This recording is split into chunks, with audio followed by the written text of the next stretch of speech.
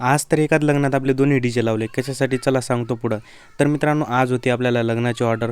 तर आम्ही लग्नाच्या ऑर्डरला जाण्यासाठी निघालो. सगळ्यात पहिले आलो धमधममध्ये आणि धमधममध्ये आल्याच्यानंतर आपला जो सेटअप आहे तो चालू करून घेतला. सेटअप चालू केल्यानंतर एक साऊंड चेक केलं.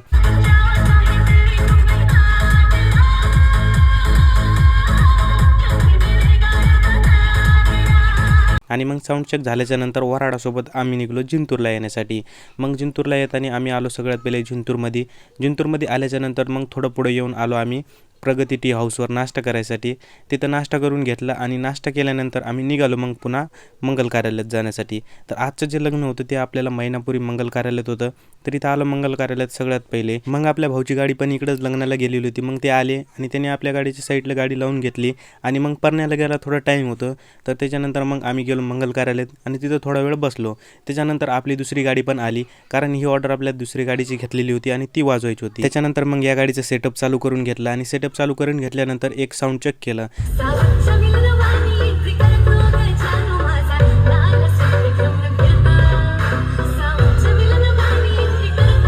आणि मग साऊंड चेक झाल्याच्यानंतर थोड्याच वेळात मग परण्याला सुरुवात झाली.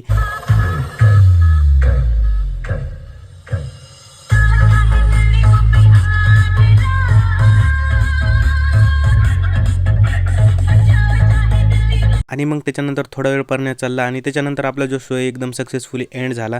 त्याच्यानंतर शो संपल्याच्यानंतर निघालो आम्ही घरी यायसाठी. तर मित्रांनो, व्लॉग जर आवडला असेल तर व्लॉगला लाईक आणि फॉलो नक्की करा.